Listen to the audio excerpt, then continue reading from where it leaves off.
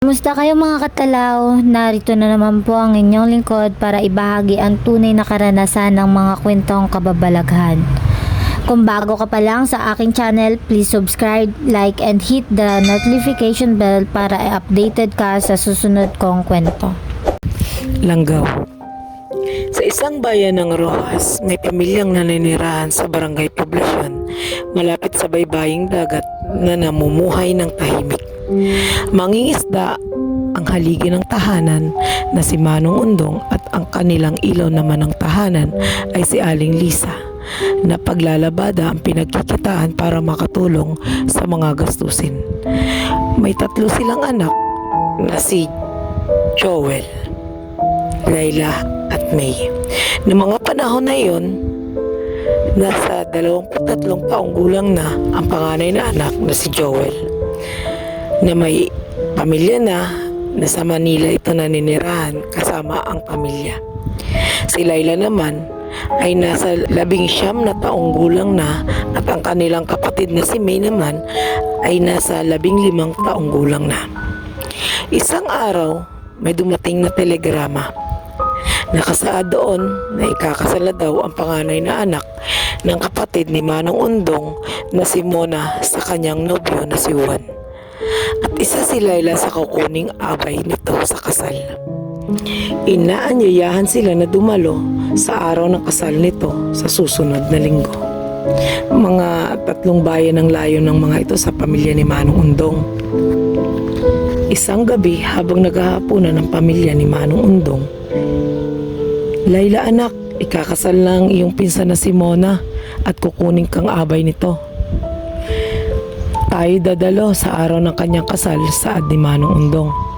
"Ah, si Kuya Juan po ba ang sinasabi mong pakakasalan ng ate Mona?" wika ni Layla. "Oo anak," wika ni Manong Undong. "Pwede po ba akong sumamatay?"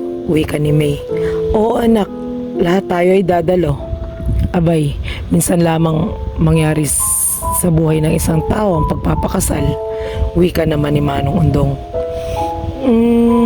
May, sasama tayo pero pwede lang pag doon na tayo, ayaw ko ng pasaway.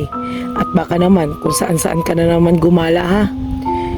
Kung gala ka rito, wag mo naman dalhin doon at di natin kabisado ang lugar na iyon," wika ni Aling Lisa sa bunsong anak na lakwatsera. "Inay, pangako magpapakabait po ako doon," saad nito sa ina. Lumipas ang ilang araw. Sa makalawa na ang kasal ng iyong pinsan na si Mona, ihanda na ninyo ang inyong mga gamit at tayo ay aalis na mamayang hapon, wika ni Manong Undong sa kanyang mag-iina. Agad namang sumunod ang mga ito. "May, ilang pares lang ng damit ang dalhin mo at di naman tayo magtatagal doon," wika ng ina kay May. "Opo inay," tugon ni May.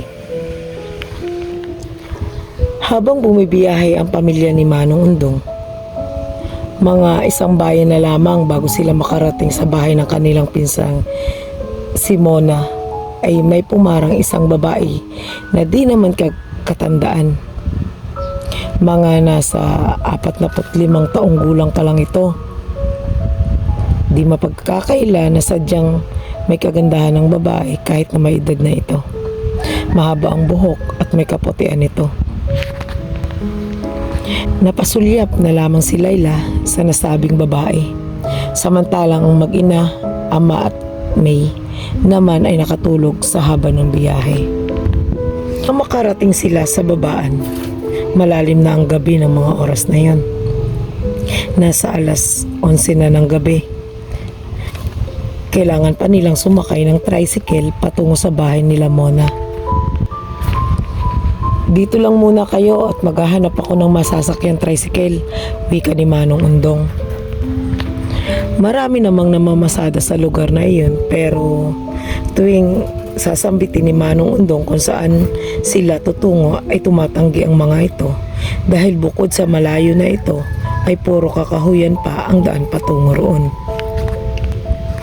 Sa tagal ng paghahanap niya ay may isang tricycle driver na siyang nakausap at natuwa naman si Manong Undong at may masasakyan na sila patungo sa bahay ng kanyang pamangkin na si Mona.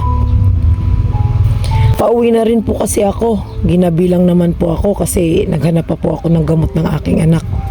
Tamang-tama po at may kasabay na rin po ako pauwi saad ng tricycle driver. Sadyang napakadilim sa kanilang dinadaanan at halos walang kabahayan. At sadyang puro kakahuyan pa. Kaya naman pala walang namamasada sa lugar na iyon kapag 10 oras na ng gabi. Nung makarating sila sa bahay ng pamangkin na si Mona, agad naman silang sinalubong nito. Kamustahan, kwentuhan at tawanan. Lumipas ang ilang oras ay nagpaalam na magpapahinga na ang magkapatid na si Laila at May.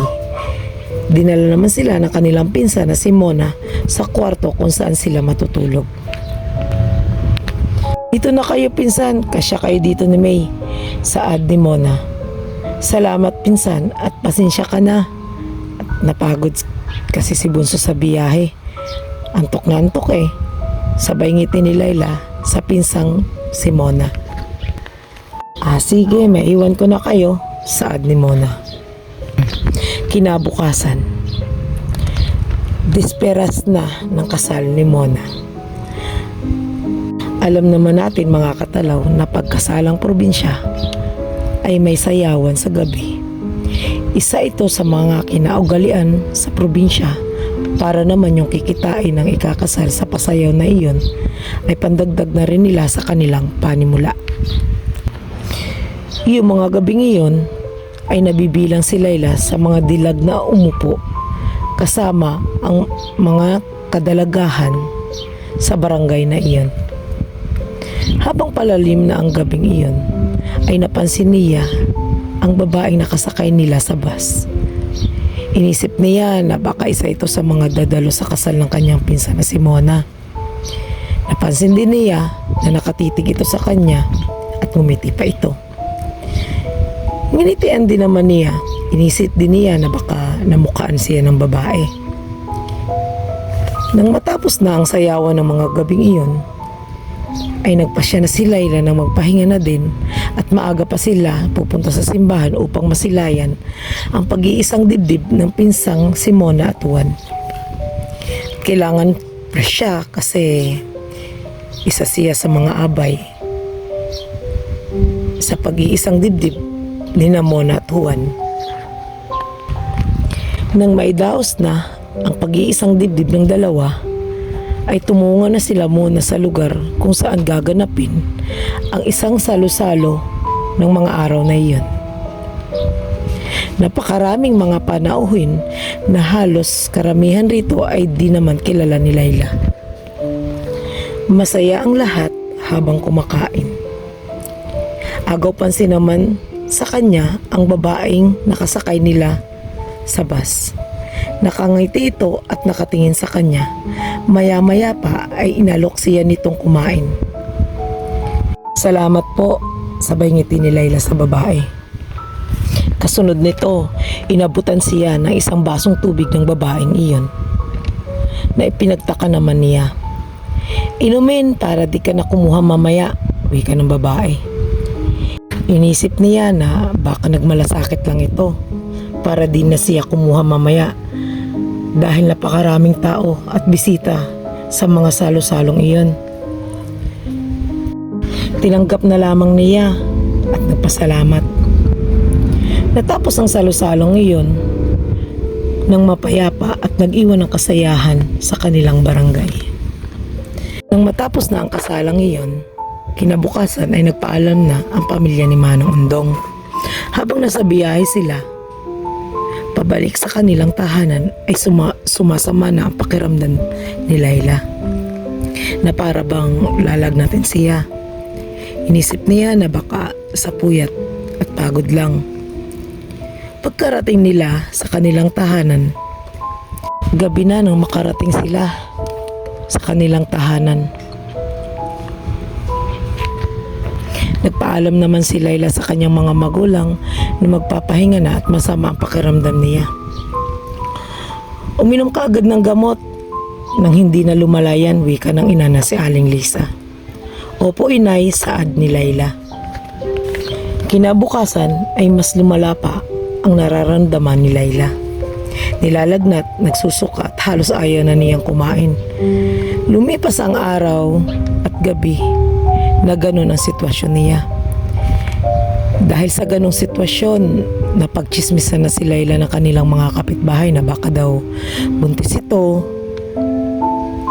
Pero di naman naniniwala ang kanyang mga magulang.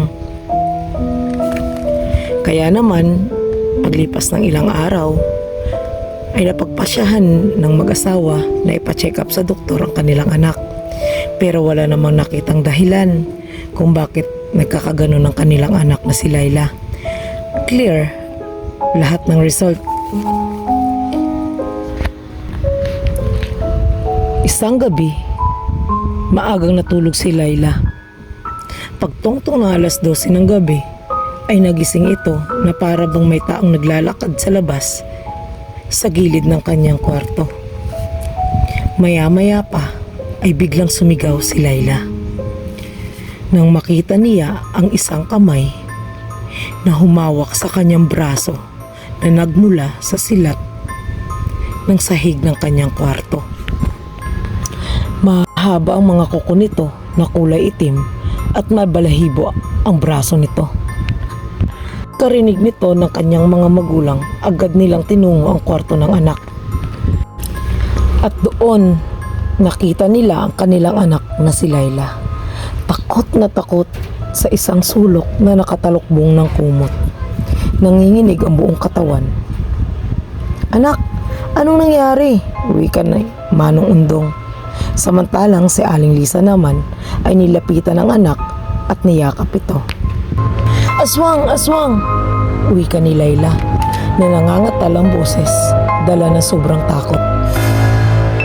"Magsuog ka, Undong!" wika ni Aling Lisa, "para lumayo masasamang nilalang at masasamang espiritu." Sumunod naman ang asawa nito. Kinabukasan, tinawag ni Manong Undong ang sikat na albularyo sa kanilang barangay na si Mang Dario. Nang matawas na ang kanilang anak, ay doon na nagsalita ang albularyo. "Nalanggawan ng anak mo. Malakas siya. Isang babae na nagbigay ng isang basong tubig sa anak mo ang may kagagawa nito. Sa tubig niya ay dinaan para mahawaan ng pagiging aswang ang anak mo," wika ng albularyo. Hinang-hina si Layla ng mga panahon na iyon na nanlilisik ang mga mata nito. Bumagsak na din ang kanyang pangangatawan, halos di na kumakain at halos pahirapan na ding makatulog. Kailangan mailabas niya kung ano ang nandyan sa loob ng kanyang katawan, wika ng albularyo. "Paano natin maipapalabas yun?" wika ng ina na si Aling Lisa. "Kumuha kayo ng siling labuyo, mga 2 dakot at langis na Biyernes Santo. Dalhin ninyo sa akin." Na makumpleto na ni Manong Undong ang sinabi ng albularyo, ay agad naman inumpisahan ng albularyo ang ritual para sa kanilang anak. Dinikdik ng albularyo ang sili at binuhusan ng langis ng Biyernes Santo at dinasalan ito. "Hawakan ninyo ang inyong anak," wika ng albularyo. Pagkasabi naman na yon ng albularyo ay agad namang sinunod ng mag-asawa. Muling dinasalan ng albularyo si Layla. Maya-maya pa ay isinubo na rito ang dinikdik na sili na may langis ng Biyernes Santo. Pilit na nagpupumigla si Layla. Di nagtagal ay nalunok niya ang sili na may langis. Pero patuloy pa rin ang pagpupumiglas ng kanilang anak. Maya-maya pa ay sumigaw ng napakalakas si Layla at muli itong nagsuka. Kulay berdeng likido na sobrang lapot ang lumabas sa kanyang bibig. Di nagtagal, kasunod nito ang isang animoy, isang sisiw na kulay itim na mabalahibo. Laking pagkamangha ng mag-asawa nang makita iyon. Kung hindi ito naagapan Ngayong darating na kabilugan ay lubos na magiging aswang ang inyong anak, wika ng albularyo. Nang maisukan ni Layla ang nilalang sa kanyang bibig ay nawalan ito ng malay. Muling dinasala ng albularyo si Layla at inutusan si Manong Undong na magsuob. Gagawin ito tuwing pagkagat ng dilim upang tuluyan ng layuan ng babae ang kanilang anak. Nang matapos ang gamutang iyon, laking pasasalamat ng mag-asawa at bumalik na sa dati ang kanilang anak na si Layla.